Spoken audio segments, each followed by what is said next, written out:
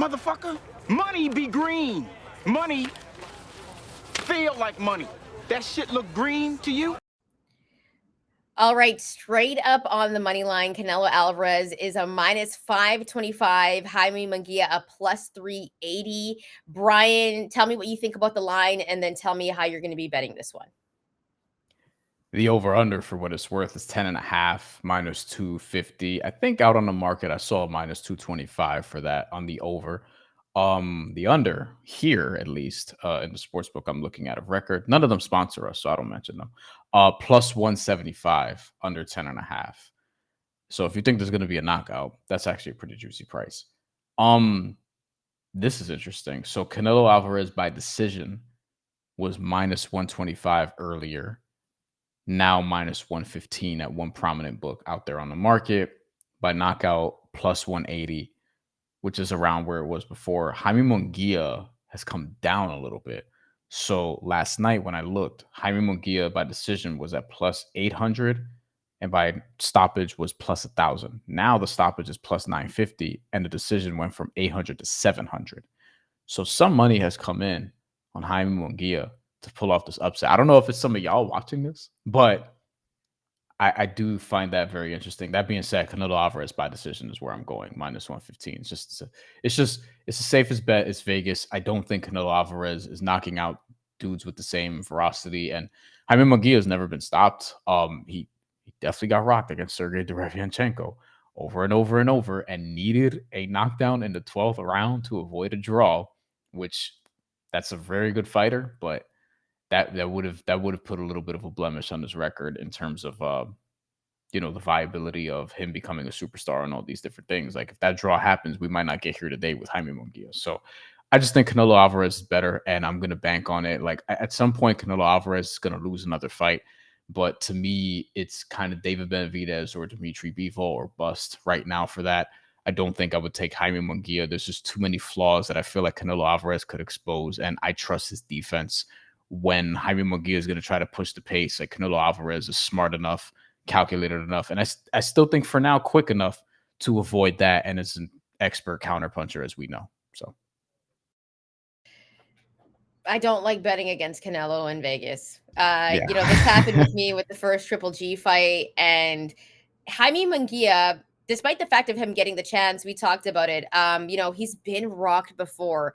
Derevyanchenko, Gary O'Sullivan. I also believe Tyrion Johnson kind of had him a little bit shook. Tyrion Johnson, that's right. This has happened before, right? And it's like, I'm a little bit sus on Jaime Munguia. And this is also why I believe that Jaime Munguia isn't as big as a name as he should be. He should be a way bigger name. Canelo Alvarez, I take a look at this fight, styles make fights. Canelo Alvarez is one of the best counterpunchers in boxing still. He's better defensively. He's a great body puncher, one of the elite body punchers in boxing. That has not changed. Jaime Munguia has the work rate and he has the power. And he's going to have the height and reach advantage in this one. But I think Canelo Alvarez is going to be able to land on the body, use his footwork, and counterpunch the hell out of him. And when it comes to the cards, and I think Jaime Munguia is going to have some moments. I think he's going to have some moments in this fight, but I don't think he's going to be able to do enough to beat Canelo on the cards. And I think the only way Jaime Munguia wins is if he knocks out Canelo Alvarez. Now, if you take a look at the odds, and Jaime Munguia has a chance. If Ryan Garcia can get it done against Devin Haney, anything is possible. I just want to say that, okay? Anything is possible if that can get done. I wouldn't mind if you are thinking about the upset just to bet on Jaime Munguia on one prominent sports book. It's still a plus 1,000 to bet on Jaime Munguia by knockout. That's the only way he's going to beat Canelo Alvarez. It's not going to happen on the cards in Vegas. Canelo is too skilled, and listen, they love him in Vegas, right? All I know is this is going to be a ridiculous fight. I am going to keep it safe. I think Canelo Alvarez wins by decision. I know that's not the sexy bet, but that's the bet I'm going with. I also think there is a chance because Jaime Munguia gets sloppy. I talked about the guys that he's been shook by. I also think there is a possibility that Canelo continues to break him down round by round because he's defensively irresponsible. And if you do that against a guy like Canelo Alvarez, it could be an issue for you. So I also like, if you like Canelo and you're rocking with Canelo, you don't think the torch is going to get passed. I also think that there is value in taking the fact that Canelo Alvarez to win in rounds 7 through 12 plus 330. I think there's some value there. Because listen, Canelo could get it done. And Jaime Munguia is young. And regardless if he wins this fight, he's going to have a name after this, right? It is the passing of the torch. So I'm going to go with Canelo decision. That's the safe bet. I don't see Jaime Munguia knocking him out. I also don't see Jaime Munguia beating him on the cards in Vegas. So that's the bet I'm going with. But I do think Jaime Munguia is going to have some moments in this fight. I just think Canelo is way too skilled, and he's going to counterpunch the hell out of Jaime Munguia. Last question, then we'll get to comments. Will you put something small on Jaime Munguia to win by knockout? Yeah, I will, because I think Jaime Munguia has. You have to. You have just to, in case. It's like, Yeah. if you're giving me plus 1,000, right? If Why my bet that I think is actually going to happen, Canelo Alvarez by decision, is minus 115. We're talking about almost even money, just about even money. If you're giving me Munguia, like on the off chance, like, all right, if Munguia is going to win, it's likely going to be by knockout, not on the cards.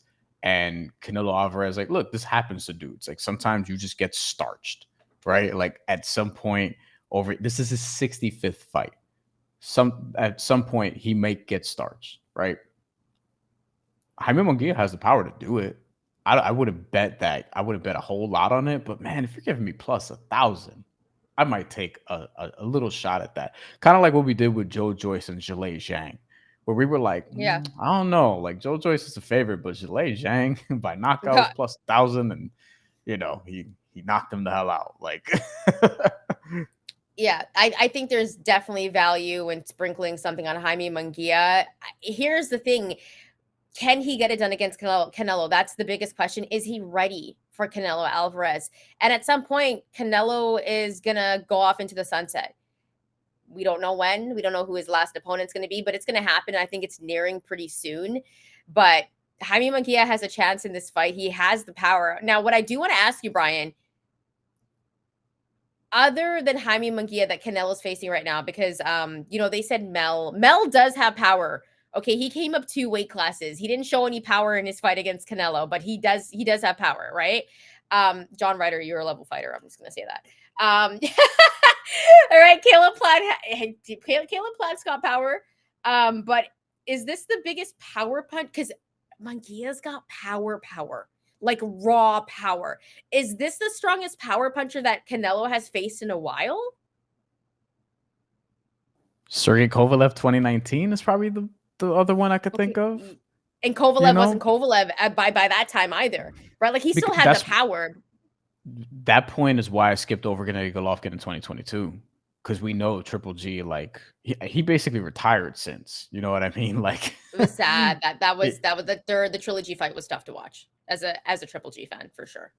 Also, didn't like how Canelo ended that fight, which is another thing to perhaps watch for. He didn't end strong against John Ryder either. Is that something that Jaime Munguia, who got a 12th round knockdown against Sergey Derevyanchenko, like, is that something that he could sort of do like late in rounds? Because Canelo Alvarez, like, he doesn't always finish his strongest. He did against Caleb Plant, but that was a while ago. But yeah, Sergey Kovalev, Canelo fought Danny Jacobs that same year in May 2019. Like, this is probably the territory that Jaime Munguia is in terms of power.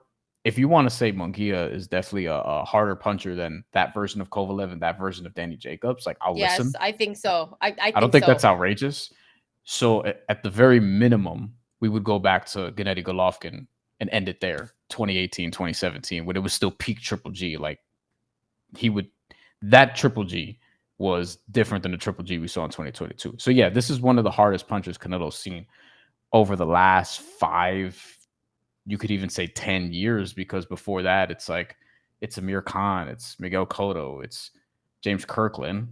And once again, Miguel Cotto, about that time, Miguel Cotto was like at the tail end of his career too. He's fighting at middleweight. So, like, yeah. So it's not the same. So So here's another thing too that I want to say before we get into the comments. If Canelo Alvarez, because we know Canelo can take a punch as well. If Canelo Alvarez gets it done against Jaime Munguia, and Jaime Munguia has a really, really good performance, has some good rounds, lands some big shots on Canelo, we have to stop disrespecting Canelo. And I never do it, but the disrespect has to stop. Because he is taking a chance fighting a young Jaime Munguia. It won't, but it has to. I think people are going to say, to. yeah, I think people are just going to be like, he beat Jaime Munguia. Who did Jaime Munguia ever beat? Da, da, da, da. Like, you know, I think stop it. He's dangerous. He's a dangerous fighter, man. Yeah, like I'm not gonna diss Canelo because like all the shit he's done or whatever. Like, has he had some favorable decisions? Sure. Was he like 30 pounds? Who doesn't though? Was he like 30 pounds more like than Miguel Cotto when they fought each other on fight night? Sure, whatever. Like whatever the gap was, it was not his fault. He knows how to rehydrate. Apparently, Ryan Garcia was 180 pounds in that fight with Devin Haney. I don't think Miguel Cotto should have fought at middleweight, but I understood why he did it. Look, Miguel Cotto is my all-time second or third favorite boxer ever. So might as well, you know, top 5.